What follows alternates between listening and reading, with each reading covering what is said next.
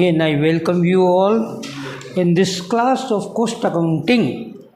Okay, लागत लेखांकन की बात हम कर रहे थे और कल उसका एक ब्रीफ इंट्रोडक्शन आपके सामने प्रेजेंट किया गया था कि what is cost and what is accounting and cost में accounting means the recording of transaction which we all know, and cost means the involvement of money in producing or manufacturing any particular product. किसी वस्तु के निर्माण और उत्पादन में व्यय की गई धनराशि, कितना पैसा लगाया है हमने उसमें, वही उस वस्तु की लागत कहलाएगी। हमने ये भी जानने की कोशिश की थी कल कि लागत के जानने का उद्देश्य व्यापारी का ये होता है कि वो अपना जो मेन ऑब्जेक्ट है उसको वो अचीव कर सके, उसको प्राप्त कर सके, जो उसका मुख्य उद्देश्य है। और उसका मुख्य उद्देश्य क्या होता है? लाभ को अधिकतम करना। लाभ कमाना secondary, primary object is to maximise the profit. लाभ में लगातार वृद्धि होती रहे, ये उसका प्रमुख लक्ष्य होता है। और जब उस ऑब्जेक्ट को पाना है, उसे प्राप्त करना है, तो उसके पास दो ऑप्शन हो सकते हैं। एक ऑप्शन ये हो सकता है कि वो विक्रय मूल्य में जो है, इसको सेल्स प्राइस कहते हैं, उसमें वृद्धि करके माल को बढ़े हुए मूल्य पर बेचे। और दूसरा ये होता है कि लागत को कम करे, तो मार्जिन ज़्यादा हो जाएगा लागत और विक्रय मूल्य में, तो ज़्यादा प्रॉफिट कमा सके। जो फर्स्ट ऑप्शन है सेल्स प्राइस को इंक्रीज़ करने का, it is a risky game. वो थोड़ा जोखिम भरा काम है, क्योंकि एक जनरल टेंडेंसी कस्टमर की होती है कि वो यदि एक ही क्वालिटी की वस्तु है तो उसमें से जो सस्ती होगी उसको प्रेफर करेगा एक जनरल लेमैन। इसलिए वो रिस्की होता है कि यदि आपकी वस्तु का मूल्य बाज़ार में ज़्यादा है दूसरों से, तो ग्राहक उसको क्यों लेगा? जो कम कीमत की मिल रही है उसको लेगा। इसलिए टोटल टर्नओवर या टोटल प्रॉफिट आपका कम हो जाएगा। पर यूनिट प्रॉफिट बढ़ सकता है, पर टोटल प्रॉफिट देखेंगे कम होगा, सेल्स डिक्रीज़ हो जाएंगी। ये कारण। तो दूसरा ऑप्शन हम देखते हैं और वो है कॉस्ट प्राइस को मिनिमाइज़ करना, उसको कम से कम हो सके उतना करना, लागत को कम रखना। और लागत को कम रखने के लिए ये ज़रूरी है कि हम ये जानें कि लागत अधिक कहाँ हो रही है या उसको कम करने की गुंजाइश कहाँ पर नज़र आती है हमें। और जब ये बात जाननी हो तो लागत को अलग अलग अंगों में, अलग अलग भागों में बांट कर देखना पड़ता है। और कल उसके अंग हमने बताए थे एलिमेंट्स ऑफ कॉस्ट के नाम से। पहला प्राइम कॉस्ट, मूल लागत, प्रमुख लागत, जिसमें डायरेक्ट मटेरियल, डायरेक्ट लेबर और डायरेक्ट एक्सपेंसेस होते हैं। नंबर 2 पर बताया था वर्क्स कॉस्ट या फैक्ट्री कॉस्ट इसको कहते हैं। उसमें प्राइम कॉस्ट और फैक्ट्री से संबंधित इनडायरेक्ट एक्सपेंसेस आते हैं। कॉस्ट अकाउंटिंग में हम इनडायरेक्ट एक्सपेंसेस को ओवरहेड कहते हैं। ठीक है। तीसरा था ऑफिस कॉस्ट, अर्थात prime cost plus works cost plus office से संबंधित खर्चे, इनडायरेक्ट खर्चे आई मीन। फिर तीसरा आता है हमारे पास, यहाँ पर वस्तु बनकर के तैयार हो जाती है, इसलिए इसको हम कॉस्ट ऑफ प्रोडक्शन भी कह सकते हैं। फिर आता है आपके टोटल कॉस्ट या कॉस्ट ऑफ सेल्स, जिसमें सेलिंग एंड डिस्ट्रीब्यूशन एक्सपेंसेस को भी शामिल कर लेते हैं। इसको हम कहते हैं कॉस्ट ऑफ सेल्स। और अंत में आता है sales minus total cost of sales को घटा देंगे तो प्रॉफिट हो जाएगा। ये एलिमेंट्स ऑफ कॉस्ट होते हैं। ये कल की बातों का एक ब्रीफिंग आपको दिया है, आपके सामने रखा है। हमने कल आपसे बात की थी कि आज हम एक क्वेश्चन के माध्यम से इसको समझने की कोशिश करेंगे कि किस खर्चे को कहाँ पर ले जाना, फैक्ट्री में ले जाना, ऑफिस में ले जाना या प्राइम कॉस्ट में ले जाना इत्यादि। कल ये भी बताया था कि कुछ खर्चे ऐसे होते हैं जो कॉस्ट अकाउंटिंग में कहीं भी शामिल नहीं होते हैं, जैसे दान देना, चंदा देना, प्रोविज़न करना, रिज़र्व बनाना, इनकम टैक्स देना, इस तरह के खर्चे जो होते हैं वो 1 बाय 1 आएंगे। और ड्राइंग्स इत्यादि इनको हम शामिल नहीं करते। ठीक है, आइए एक एग्ज़ाम्पल से बात शुरू करते हैं पहले, ताकि बेसिक्स क्लियर हो जाएं एक बार आपको। और ये है उदाहरण नंबर 3, पेज नंबर है मेरी बुक में 2.19। उदाहरण है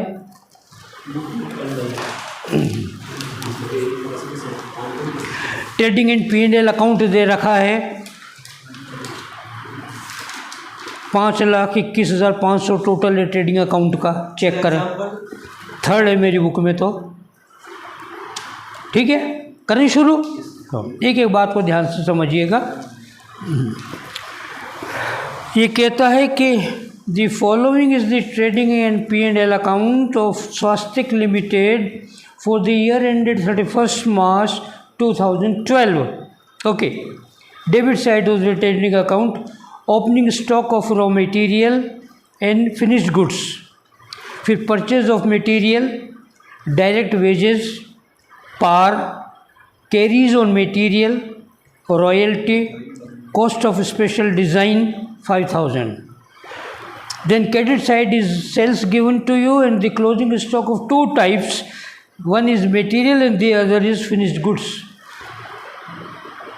फिर P&L अकाउंट का हिस्सा आता है डेबिट में। रेंट दे रखे हैं, ऑफिस के अलग और फैक्ट्री के अलग हैं। टेलीफोन एक्सपेंसेस दे रखे हैं, एडवर्टाइजमेंट दे रखा है, इलेक्ट्रिसिटी ऑफिस की और फैक्ट्री की अलग अलग दे रखी है। प्रोविज़न फॉर बेड जैसी it is nowhere it is to be used in cost accounting, कहीं नहीं आएगा, ये प्रोविज़न है। Depreciation on plant and machine factory में जाएगा और डिलीवरी वेंस सेल्स में जाएगा। क्या होता है भी बताते हैं, बात करेंगे। इनकम टैक्स नो वेयर, कहीं नहीं होगा। सैलरीज, डोनेशंस कहीं नहीं जाएगा। एस्टेब्लिशमेंट एक्सपेंसेस, ऑफिस के खर्चों को एस्टेब्लिशमेंट एक्सपेंसेस कहते हैं, ध्यान रखिएगा। डेप्रिसिएशन ऑन फर्नीचर, ऑफिस का अलग दे रखा है, फैक्ट्री का अलग दे रखा है। रेंट ऑफ वेयर हाउस, गोदाम का किराया, ये कहाँ जाएगा, बात करते हैं भी अब। और फिर नेट प्रॉफिट। आगे क्या कहता है नेक्स्ट पैराग्राफ में देखिएगा। You are required to prepare a statement showing classification of cost under different components from the above information after giving due consideration to the following facts. क्या दे रहा है, पहला 60% of telephone expenses related to office and 40% to sales. Telephone expenses पीछे देखें 3,000 दे रखे हैं, 3,000 का 60% जो है 1,800 रुपये ऑफिस में जाएगा और 40% 1,200 रुपये सेल्स डिपार्टमेंट में जाएगा।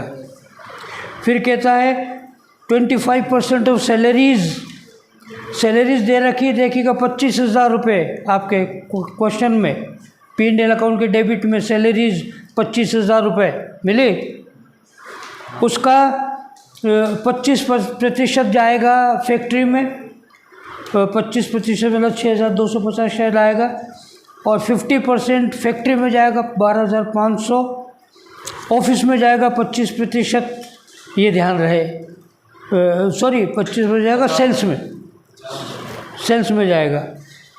फिर कहता है नेक्स्ट पॉइंट में 50% of establishment expenses related to office. Establishment expenses दे रखे हैं 10,000, तो 5,000 रुपये जाएंगे ऑफिस में और 5,000 आएगा सेल्स डिपार्टमेंट में। बस यही इसके बाद इस तरह से क्वेश्चन ये आते हैं और इनमें क्लासिफिकेशन करना पड़ता है। Before we take up the problem कुछ बातें जान लीजिए जो टेंटेटिव हैं, सब जगह काम आती हैं। नंबर 1, स्टॉक जो होता है वो कॉस्ट अकाउंटिंग में मेनली 3 कैटेगरी में आएगा। स्टॉक चाहे ओपनिंग हो या क्लोजिंग कोई से भी, रॉ मटेरियल का स्टॉक, वर्क इन प्रोग्रेस आधे अधूरे काम का माल, आधा बन गया आधा भी तकरीबन है। मान लीजिए खाते बंद हो रहे हैं 31 मार्च को या अब आने वाला है 31 मार्च और काम अभी पूरा नहीं हुआ, ज़रूर थोड़ी पूरा हो जाए काम, तो कुछ काम माल ऐसा होगा जो अधूरा बना हुआ होगा। आप देखते हैं ये जहाँ पे रोड वगैरह बनते हैं, अपने यहाँ पर भी रोड बन रहे हैं, तो कई जगह लिखा हुआ होता वर्क इन प्रोग्रेस। देखना कभी बीच में जहाँ काम कर रहा होता वहाँ पे लिखा होता वर्क इन प्रोग्रेस, काम चल रहा है, मतलब it means not yet completed, ये इसका मीनिंग। ओके, तो ये भी होता है वर्क इन प्रोग्रेस, इसका भी स्टॉक होता है, ओपनिंग और क्लोजिंग दोनों होंगे। उस प्रकार से एक होता है स्टॉक फिनिश गुड्स का, ये कंप्लीटेड गुड्स का, जो माल बन कर के तैयार हो गया पर अभी बिकने के लिए नहीं गया। ये 3 तरीके से अलग अलग जगह इनको टेकअप करना पड़ता है। ओपनिंग क्लोजिंग को, ओपनिंग को जोड़ते हैं, क्लोजिंग को घटाते हैं। ट्रीटमेंट तीनों का एक जैसा ही होगा, पर उनके जो स्थान होंगे वो अलग अलग होंगे। मटेरियल कहाँ जाएगा, वर्क इन प्रोग्रेस कहाँ लिखेंगे और फिनिश गुड्स को कहाँ लिखेंगे। यहाँ पर वर्क इन प्रोग्रेस नहीं, पर 2 तो हैं, तो वो आपको बता देंगे। एक शब्द इसमें आ रहा है rent to warehouse. Warehouse बोलते हैं हिंदी में तो गोदाम को ही कहते हैं, पर अंग्रेजी में गोडाउन अलग होता है और वेयर हाउस अलग होता है। गोडाउन वो होता है जहाँ पर रॉ मटेरियल आकर के डंप किया जाता, रखा जाता है और बाद में उसमें प्रोडक्शन में डिपार्टमेंट को भेजा जाता है। And warehouse is that godown और that place where the product after manufacture और production is kept over there just for sale. बन करके तैयार हो गया परंतु उसको एक अलग गोदाम में रखा गया है, उसे वेयर हाउस कहते हैं।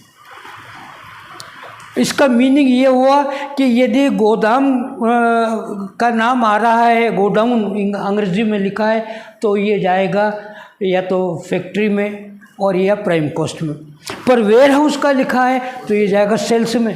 ध्यान रहे, ये दोनों में अंतर होगा। अंग्रेजी में अंतर आ जाता है, हिंदी में नहीं आता है, परंतु अंग्रेजी में डिफरेंस हो जाएगा। ध्यान रखिएगा, यदि रेंट गोडाउन का लिख दिया तो प्राइम कॉस्ट में जाएगा और यदि वेयर हाउस का लिख दिया तो सेल्स में जाएगा, नहीं तो गलत हो जाएगा। ध्यान रखिएगा। एक दूसरी बात, यहाँ पर एक शब्द आ रहा है delivery vans. Depreciation on delivery vans है, ये 2000 रुपये का दे रखा है P&L अकाउंट में आपके।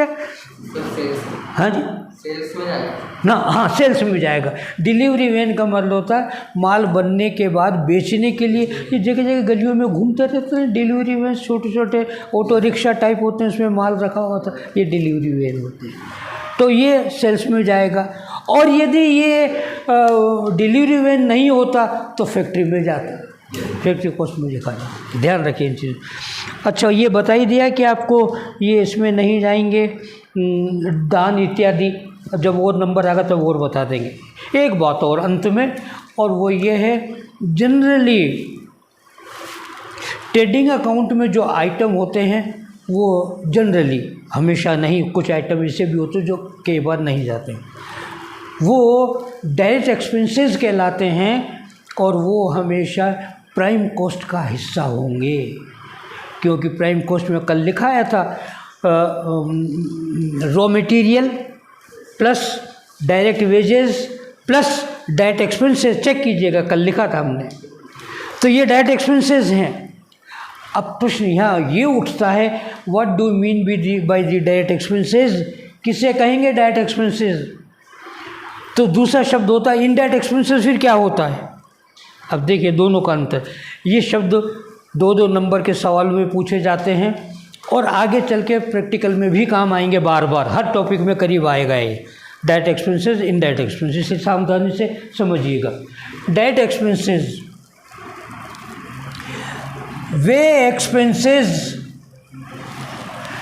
जिन्हें हम आइडेंटिफाई कर सकें, पहचान सकें कि ये अमुक काम के लिए हुआ है, इस पर्टिकुलर काम के लिए, उसका एग्जैक्ट आइडेंटिफिकेशन हो सके, वो डायरेक्ट एक्सपेंसेस कहलाते हैं।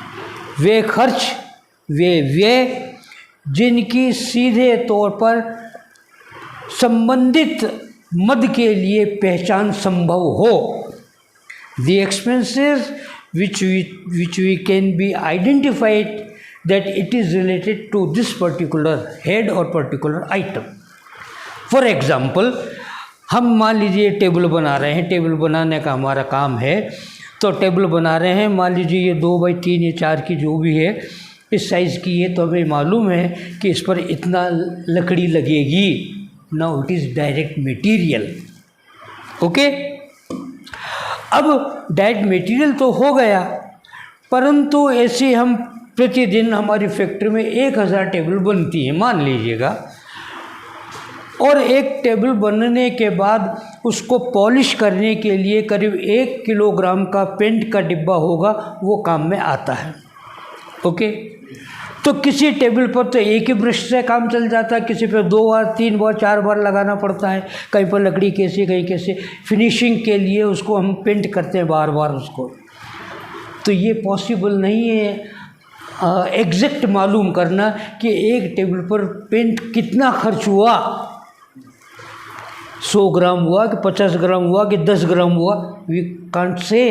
हाँ, ये अनुमान लगा सकते हैं कि मान लीजिए 1 किलोग्राम का जो डिब्बा हमने ख़रीदा था वो 1000 टेबल पर काम आया, तो 1 किलोग्राम के डिब्बे में मान लीजिए 1000 रुपये का लगा हमारा, तो 1000 पर काम में आया, तो एक टेबल पर 1 रुपया खर्चा आया। ये अनुमान किया जा सकता, एग्जैक्ट आइडेंटिफिकेशन पॉसिबल नहीं है। तो जहाँ एग्जैक्ट आइडेंटिफिकेशन नहीं है वो इनडायरेक्ट, और जहाँ एग्जैक्ट पता लग जाए कि इतना खर्चा इस पर हुआ है तो वो डायरेक्ट। बस समझ में आ गई। This is the difference between these two, direct expenses and indirect.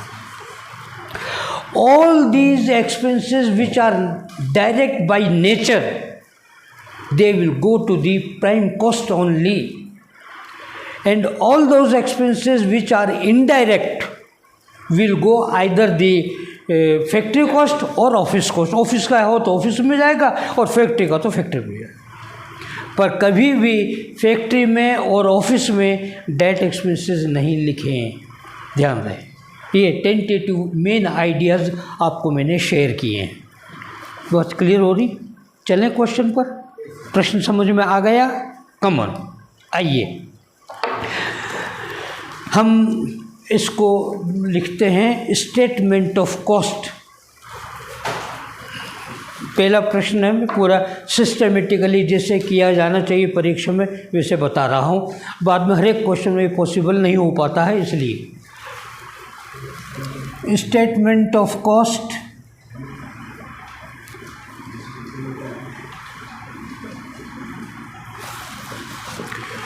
और ये कह रहा फॉर द ईयर एंडिंग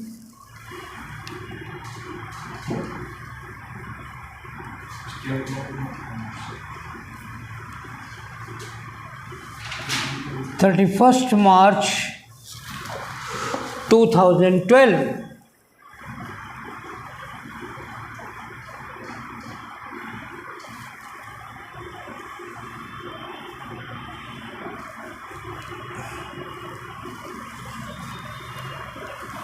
और आप अपनी सुविधा से 2-3 कॉलम जैसे भी आपको कन्वीनियंट लगे बना सकते हैं। उसका कोई नियम नहीं है कि नहीं 2 कॉलम होना चाहिए, 1 होना चाहिए, 3 होना चाहिए। ये हमारे कैलकुलेशन में हमें जैसा समझ में आए और हम अच्छा प्रेजेंट कर सकें वैसे कॉलम की संख्या हो सकती है। कोई डेबिट क्रेडिट नहीं होता है, इसमें ध्यान रहे। सीधा हमें स्टेटमेंट बनाना है।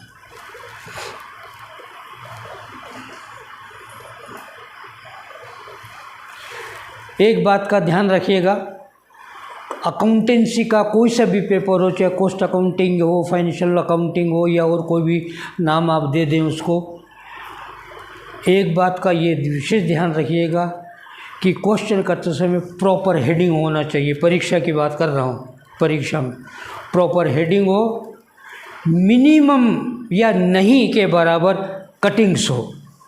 कटिंग नहीं होनी चाहिए कि अकाउंटेंसी में उससे विश्वास ख़त्म होता है कि जितनी कटिंग होती है उससे। आप बैंक में जाएं, अपना पैसे जमा है वहाँ पर, विड्रॉल फॉर्म भरें कि भाई ये हुआ मुझे 2000 10,000 चाहिए निकालना, और कहीं पे देखो अरे तारीख गलत होगी और काट के फिर दुआ करेंगे तो काउंटर पे कह देगा भैया या तो दूसरा फॉर्म भरो। कटिंग इज़ नॉट अलाउड, ध्यान रहे। अकाउंटेंसी में विशेष इस बात का ध्यान रखें कि कटिंग नहीं हो, ओवर राइटिंग होना, बार बार काटना फिर लिखना, वो गंदगी करना, वो नहीं होना चाहिए। इस बात का ख्याल रहे विशेष थे अकाउंटेंसी के पेपर में। ओके, करें शुरू। आइए सबसे पहले हम ले रहे हैं प्राइम कॉस्ट को। ओके, और उसमें हम ट्रेडिंग अकाउंट पर अपना ध्यान रखें पहले। ये पूरे पेज में जाएगा कॉलम, पूरा पेज जाएगा करीब करीब, इसलिए कॉलम उसी हिसाब से रखें। हाँ, प्राइम कॉस्ट को ले रहे हैं और प्राइम कॉस्ट में सबसे पहले opening stock of raw material,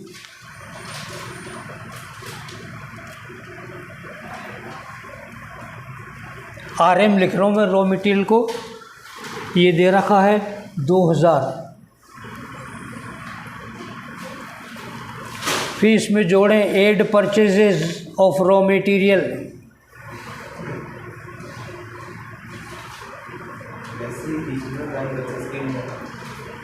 raw material का जो परचेजेज हुआ चेक करें, वो 1,50,000 का है।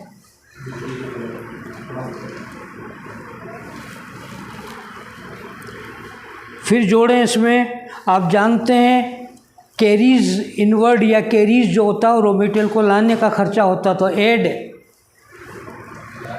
कैरीज ऑन मटेरियल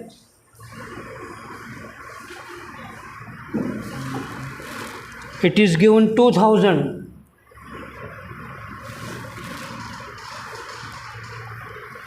टोटल कर लें फर्स्ट कॉलम का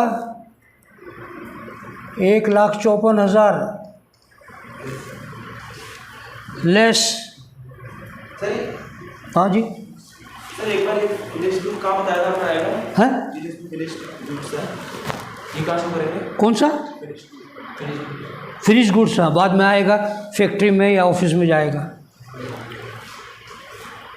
अब पहले कर लें, फिर उसमें देखते हैं, फिनिश गुड्स को बाद में लेंगे, अभी नहीं। Less closing stock of raw material,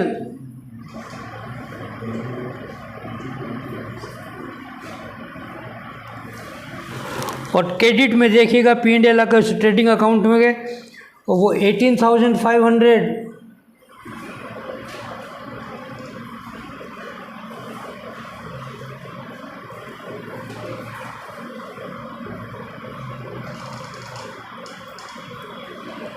1,35,500। हाँ, कैलकुलेटर रखो अपने भैया। इसको कहेंगे cost of raw material consumed.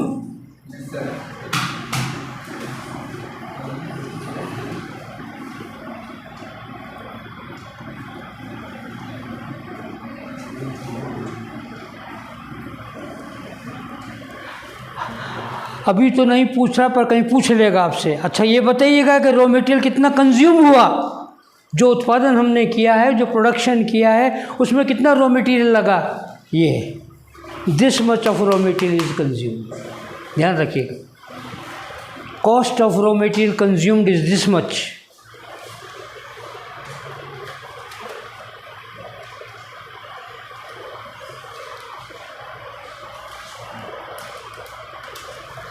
हाँ, कैलकुलेशन चेक करते चलना भाई। चले, कम ऑन। उसके बाद डायरेक्ट वेजेस,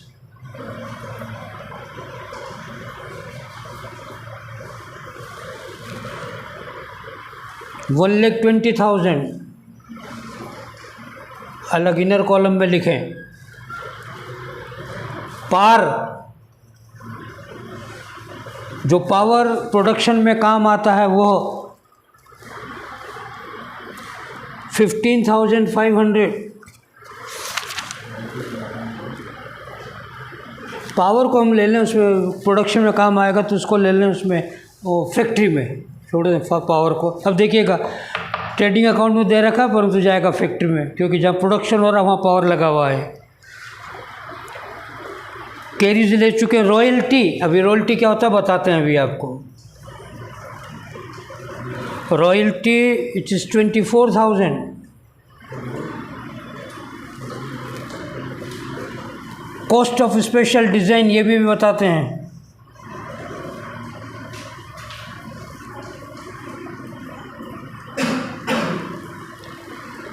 $5,000।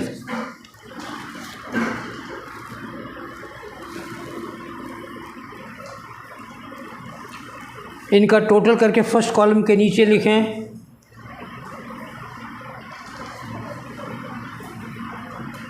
$1,49,000 आ रहा मेरे कैलकुलेशन में। अब दो शब्द यहाँ पे नए आए हैं, उनको समझ लीजिएगा। हो गया।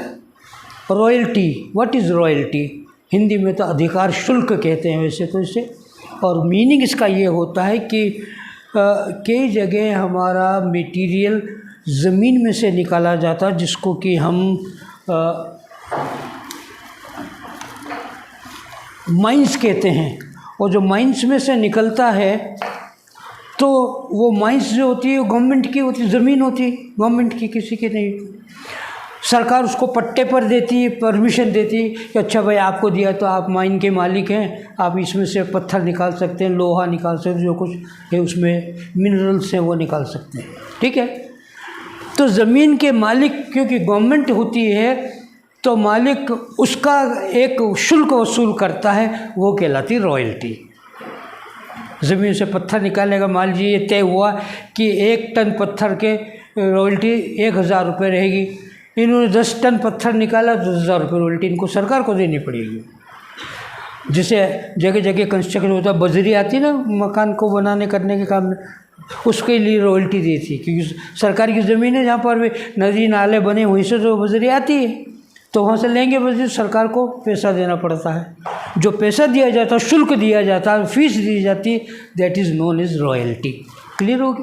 क्योंकि रॉ मटेरियल के निकालने के समय दिया जाता, इसीलिए ये डायरेक्ट एक्सपेंसेस के रूप में प्राइम कॉस्ट का हिस्सा होगा, number 1। Number 2, cost of special design. यदि कोई ग्राहक हमसे किसी विशेष प्रकार की वस्तु की मांग करता है तो उसके लिए हमें डिज़ाइन बना के बनाना पड़ता है, इस तरह का चाहिए आपको, तो इसलिए इसमें जो खर्चा आएगा वो भी डायरेक्ट एक्सपेंसेस माना जाता है और प्राइम कॉस्ट में आएगा। क्लियर होगी बात? अब यहाँ का टोटल कीजिएगा फर्स्ट कॉलम का, और उसको सेकंड कॉलम में लिखिएगा प्राइम कॉस्ट।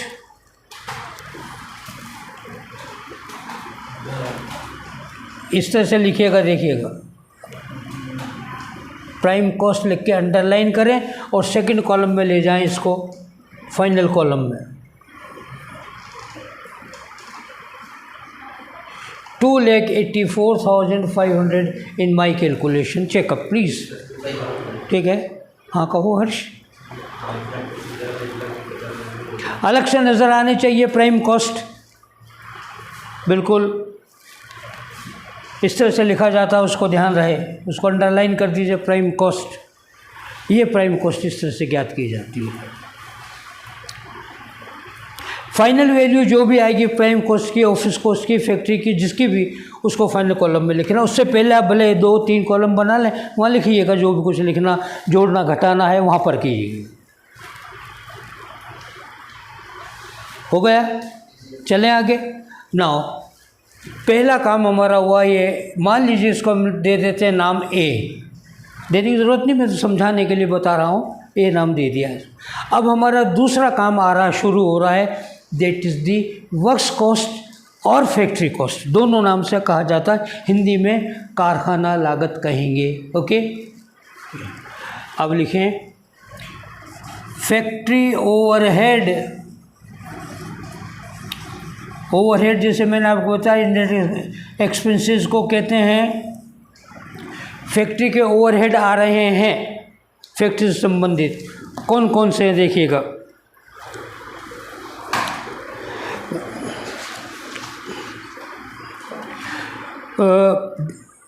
ट्रेडिंग अकाउंट में तो कोई आइटम नहीं रहा, फिनिश गुड्स का ज़रूर है, ओपनिंग स्टॉक, क्लोजिंग स्टॉक। अब देखिएगा, हर्ष प्रश्न कर रहे थे बीच में, तब उन्होंने रोका था, उसका जवाब आप यहाँ सुन लीजिएगा। फिनिश गुड्स का मतलब जो माल बन कर के तैयार हो गया। माल बनकर तैयार कब होगा? जब उसमें प्राइम कॉस्ट के सारे खर्चे लग गए, फैक्ट्री कॉस्ट के खर्चे सारे लग गए, ऑफिस कॉस्ट के सारे खर्चे लग गए, तब माल बनकर तैयार होता है। इसका मतलब इसका ट्रीटमेंट वहाँ किया जाए। अथवा कई बार प्रश्न में वो कहता है कि नहीं, इसको यहाँ पर करो, जिससे जनरली कह देता फैक्ट्री कॉस्ट पर करो, तो फैक्ट्री कॉस्ट के एंड में ओपनिंग स्टॉक को जोड़ेंगे और क्लोजिंग स्टॉक को घटाएंगे। ट्रीटमेंट ये है, स्टॉक कोई सा भी हो रॉ मटेरियल का हो, इसका वर्क इन प्रोग्रेस का हो या फिनिश गुड्स का हो, ट्रीटमेंट की नेचर एक जैसी है। ओपनिंग को जोड़ें, क्लोजिंग को घटाएं। हाँ, जगह अलग अलग है, उनकी स्थान अलग अलग है। रॉ मटेरियल को हम यहाँ लेंगे, फिनिश गुड्स को यदि कुछ नहीं कहे तो ऑफिस के कॉस्ट के बाद लेंगे, और यदि प्रश्न में जैसा कहे वैसा करना है। वो कहता है प्राइम कॉस्ट पे करो तो वहाँ करना है, वो कहता है फैक्ट्री पे करो तो वहाँ करना है। अल्टीमेटली फिर ऑफिस पर तो हमें करना ही पड़ता है। ओपनिंग को जोड़ें, क्लोजिंग को घटाएं। है जी, ऑफिस कॉस्ट करना पड़ता, अंत में वहाँ तो करना पड़ेगा। हाँ, यदि प्रश्न इसके अलावा कुछ कहे तो जैसा वो कहे वही करना है। वो कहे ऑफिस इसको वर्स्ट कॉस्ट पर लो तो फैक्ट्री की जगह लेना है, वो कहता ऑफिस के लो तो ऑफिस लेना, वो कहता प्राइम कॉस्ट पर लो तो वहाँ लेना है। जहाँ वो कहे वैसा ही करना है। यहाँ कुछ नहीं कह रहा है तो जहाँ पर माल बन करके तैयार होता है ऑफिस के खर्चों के बाद उसको लेना है। ओके, आइए तो हमारे ट्रेडिंग अकाउंट के डेबिट और क्रेडिट आइटम एक दो को छोड़कर जिनको जगह अलग है वो पूरे हो गए हैं। अब हम फैक्ट्री की बात कर रहे हैं, और उसमें सबसे पहले ट्रेडिंग अकाउंट में एक आइटम छूट गया था, पावर। और पावर का खर्चा 15,500।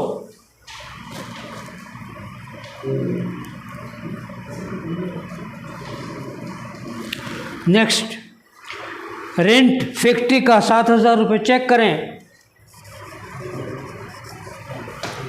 फैक्ट्री वाला रेंट लें 7,000 रुपये। टेलीफोन एक्सपेंसेस के लिए क्या कह रहा, पीछे देखें। नहीं, फैक्ट्री संबंधित कोई बात नहीं कर रहा। 60% जाएगा ऑफिस को और 40% जाएगा सेल्स को। ओके,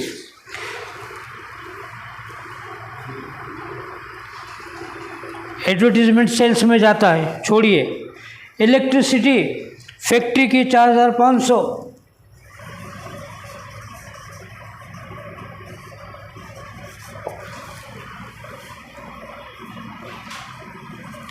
मैं आगे का से इधर ले रहा हूँ, आप अपने आगे कंटिन्यू कीजिए।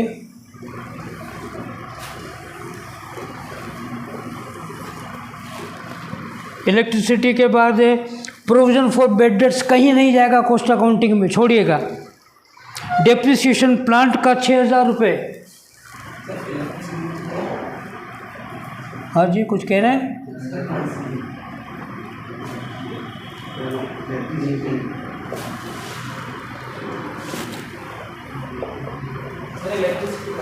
डेप्रिसिएशन लिखा है ना, प्लांट और मशीन का 6,000, डिलीवरी वैन का 2,000 रुपये।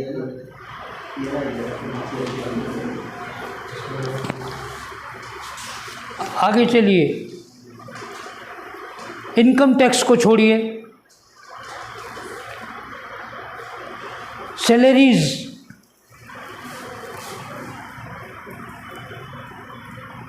और वर्किंग, वो पीछे पैराग्राफ में दे रखा है, सैलरी का 25% फैक्ट्री को जाएगा। चेक करें तो सैलरी 25,000 इंटू 25%, 6,250। इस तरह से लिखिएगा। डोनेशन कहीं नहीं जाएगा। एस्टेब्लिशमेंट एक्सपेंसेस के लिए कहा गया है 50% ऑफिस का और 50% सेल्स का। फैक्ट्री से कोई लेना देना नहीं इसका, छोड़िएगा। डेप्रिसिएशन ऑन फर्नीचर फैक्ट्री के 2,000।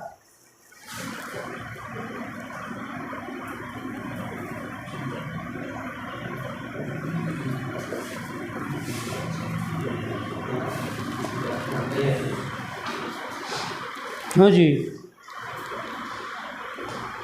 डेप्रिसिएशन हो गया। Rent of warehouse sales में जाएगा, छोड़िएगा इसको भी। बस ये आपके आइटम हो गए, चेक कर लें और टोटल करें, और फर्स्ट कॉलम में ही रहें अभी। बोलिए, इस फर्स्ट कॉलम का टोटल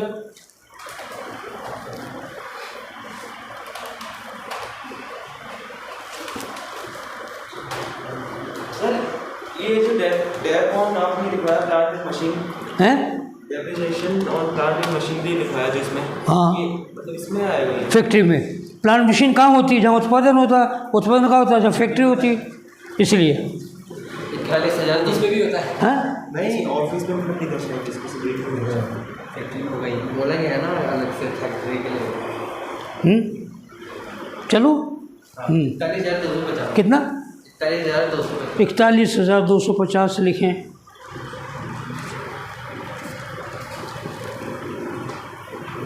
फर्स्ट कॉलम में ही रहें। अब देखिए ट्रेडिंग अकाउंट के क्रेडिट साइड में, सॉरी P&L अकाउंट के क्रेडिट साइड में ग्रॉस प्रॉफिट है, उसके बाद इंटरेस्ट ऑन लोन, ये कहीं नहीं जाएगा। Sale of scrap, discount received कहीं नहीं जाएगा। अब सेल ऑफ स्क्रैप क्या कहता है जो सी, और उसमें कहा है एट वर्क्स कॉस्ट, इसको लिखना वर्क्स कॉस्ट पर, तो यहाँ पर लेना पड़ेगा। कोई ऑप्शन नहीं है आपके पास, ध्यान रहे, जहाँ कहें वहाँ करें। सेल ऑफ स्क्रैप क्या होता है? माल का उत्पादन करते समय बहुत सा वेस्ट निकलता है। जैसे लकड़ी की टेबल बन रही तो जो कारपेंटर होगा उसको छीलेगा, काटेगा और कई टुकड़े निकल जाएंगे लकड़ी, स्क्रैप। हमारे काम के नहीं पर किसी और के काम के होते हैं तो उनको बेच दिया जाता है, वो कहलाता है स्क्रैप। तो बेचने से पैसा मिलता है, इससे लागत में कमी आएगी। ओके, इसलिए यहाँ लिखिएगा लेस सेल ऑफ स्क्रैप, और सेल ऑफ स्क्रैप बता रहा है 750 का, लेस कर दें।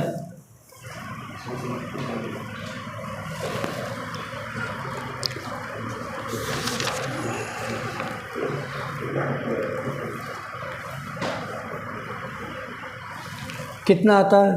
0,0,5 40,500 फाइनल कॉलम में लिखें, और टोटल करें फाइनल कॉलम का और लिखें बी फैक्ट्री कॉस्ट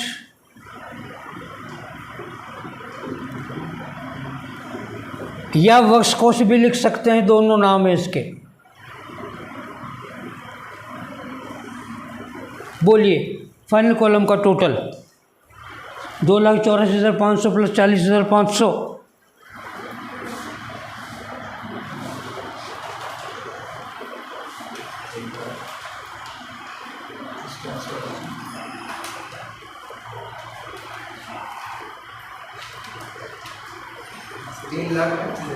तीन lakh. Okay, this is your 3,25,000। ये भी फैक्ट्री कॉस्ट कंप्लीट हुआ। Now come to the C part and that is the office overhead.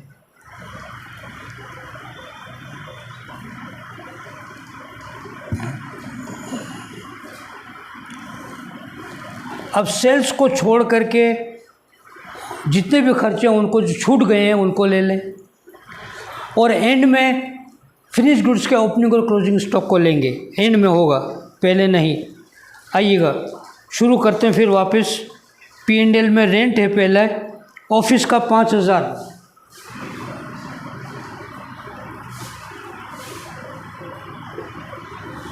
Next telephone expenses,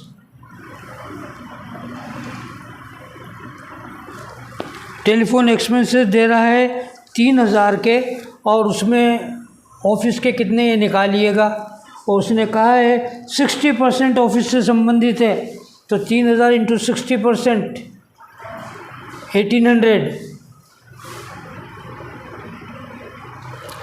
next electricity office की 3,000,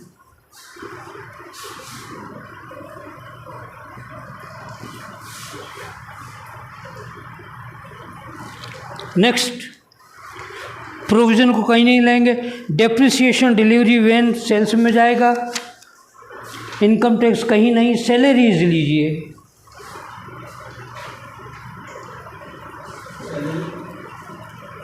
$25,000 का कितने प्रतिशत देखिएगा ऑफिस का है, सैलरीज का 50%, फैक्ट्री का 25% ऑफिस का, और 25% सेल्स का, यही है। 50% ऑफिस, तो इसका 50% कर दें 12,500 फर्स्ट कॉलम में। डोनेशंस कहीं नहीं।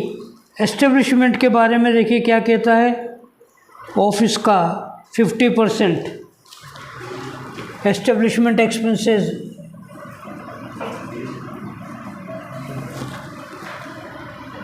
10,000 का 50% करें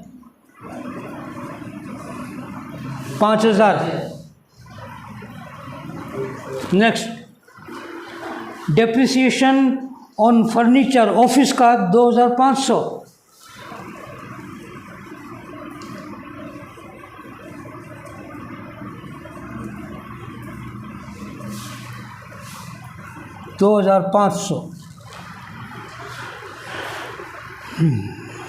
बस यही हो गया, वो तो कुछ नहीं रहा आपका।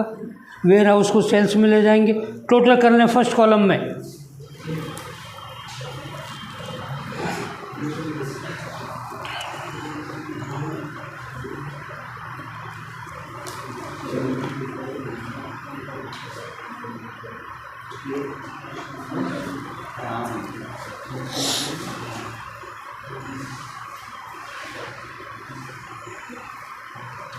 फर्स्ट कॉलम का टोटल बोलें।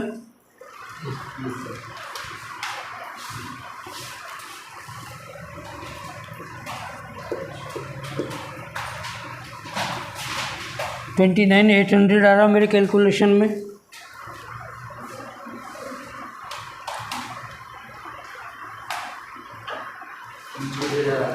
ठीक है, सेकंड कॉलम में ले जाएं इसको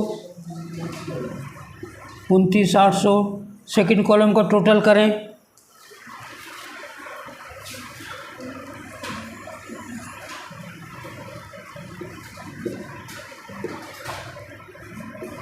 $3,54,800।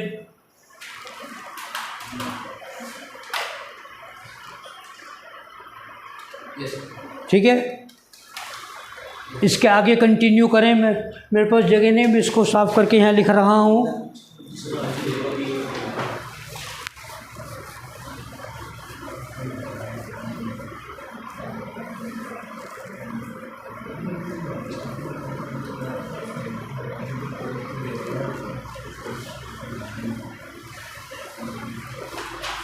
चलो आगे, हो गए सबका।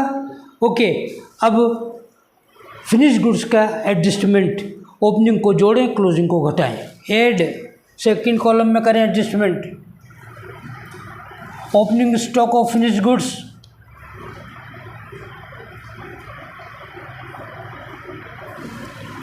ओपनिंग स्टॉक ट्रेडिंग अकाउंट के P&L में देखिए, ट्रेडिंग अकाउंट के डेबिट में देखिएगा 3,000 रुपये का, प्लस करें 3,000, 3,57,800 हो गया, less closing stock of finish goods,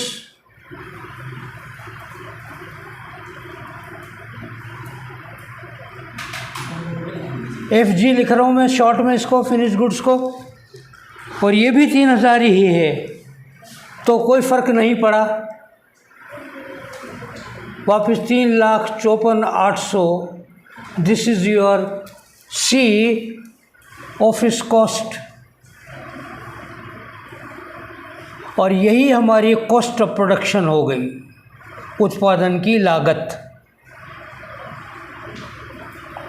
यहाँ माल बन करके तैयार हो गया इतने रुपए। ठीक है, उत्पादन की लागत आ गई।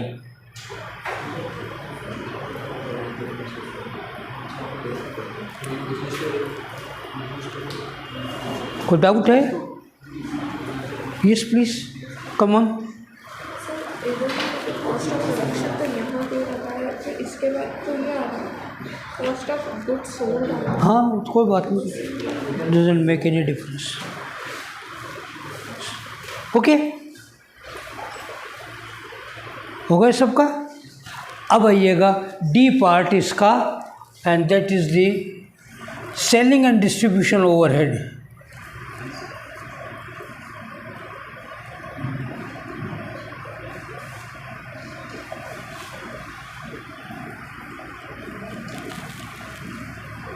विक्रय एवं वितरण संबंधी इनडायरेक्ट खर्चे। सर ये कॉस्ट ऑफ क्या प्रोडक्शन? हाँ जी, कॉस्ट ऑफ प्रोडक्शन भी कह सकते हैं इसको। सर ये एफजी का क्या मतलब? ये एफजी का एफजी का फुल डी किसका? एफजी का FG FG finished goods, finished goods finished goods को लिखा। चलो आगे।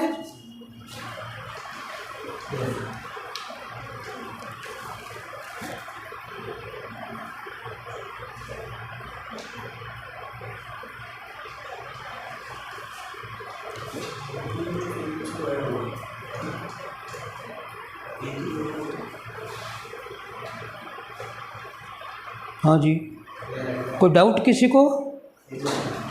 हर्ष, चलो अब सेलिंग के खर्चे जो भी छूट गए हैं उनको देख लें, क्या क्या छूट गया हमारा। ट्रेडिंग अकाउंट में कुछ भी नहीं छूटा। P&L में देखें, रेंट हो गया, टेलीफोन एक्सपेंसेस देखिएगा, सेल्स के हैं देखिएगा 40%,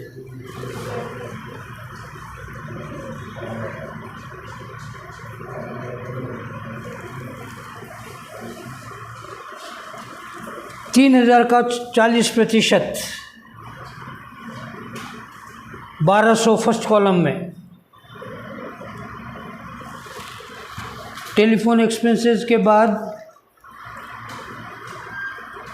एडवर्टीजमेंट पूरा का पूरा 7500,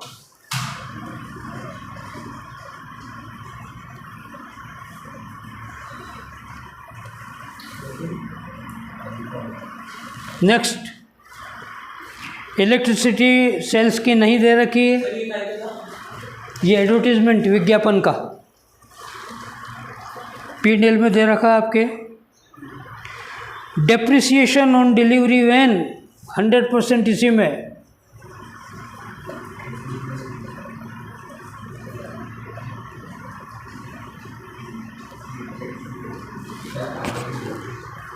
₹2000 का।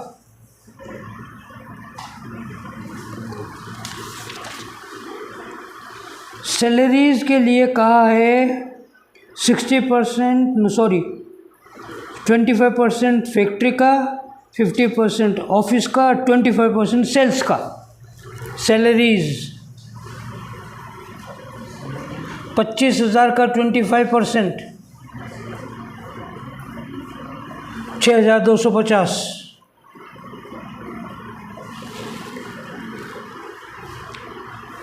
डोनेशन नहीं है, एस्टेब्लिशमेंट हो गया। Depreciation, rent of warehouse 6,500।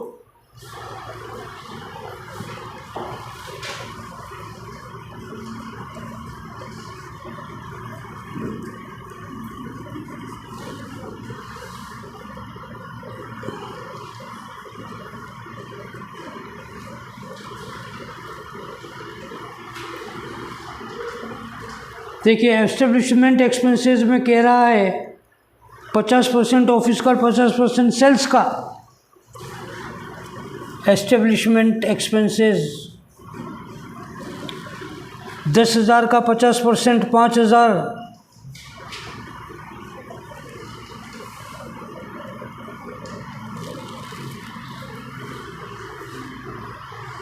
बस और कोई खर्च नहीं रह जाता है, बाकी टोटल कीजिएगा फर्स्ट कॉलम का।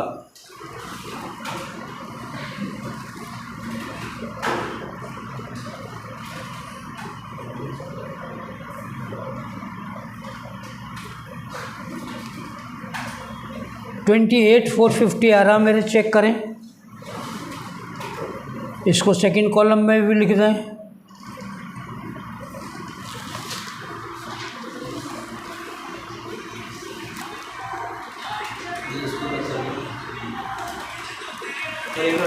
हाँ हो गया। नाउ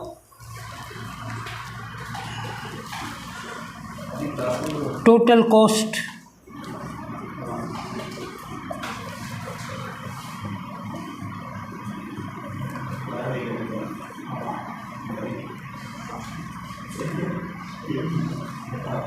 3,84,250 टोटल कॉस्ट, और इसको कहते हैं कॉस्ट ऑफ सेल्स ऑल्सो, विक्रय की लागत भी कहते हैं।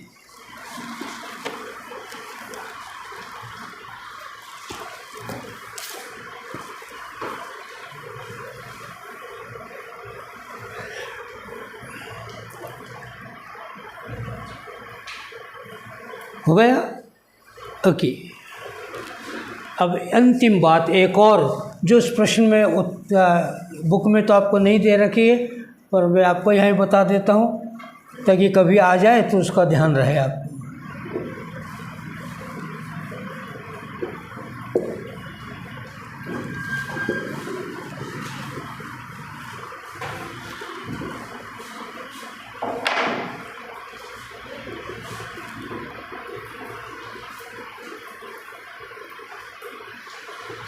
हो गया सबका?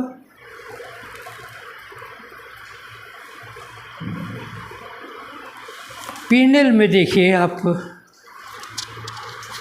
और उसमें दे रखा सेल्स, चेक कीजिएगा 5 लाख रुपए का ट्रेडिंग अकाउंट में सेल्स चेक कीजिएगा, है सेल्स 5 लाख रुपए। एक लाइन छोड़ दें पहले प्रॉफिट के लिए, और फिर लिखें सेल्स, फाइनल कॉलम में 5 लाख। अब प्रॉफिट होगा 5 लाख माइनस 3,83,250। बोलिए, ये प्रॉफिट हो गया। पहले सेल्स लिखे हैं एक लाइन छोड़कर, 1,06,750 लिख दो।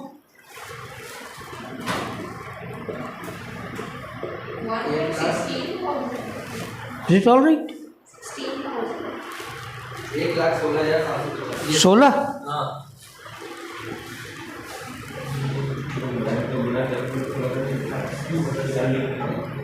ये 1,16,750 इस तरह से प्रॉफिट। तो the profit which is shown in the financial books of accounts may be different from the, okay, क्या क्या ये सेल्स आपके इस तरह, the difference in profit in books of financial accounts and cost accountancy will be always different, क्योंकि बहुत से ऐसे आइटम होते हैं आपने देखें जो कॉस्ट अकाउंटिंग में नहीं लिखे जाते हैं पर फाइनेंशियल अकाउंट्स में लिखे जाते हैं, तो इसलिए इन दोनों का प्रॉफिट डिफरेंट होगा, नंबर 1। नंबर 2, लिख लो क्या लिखना है।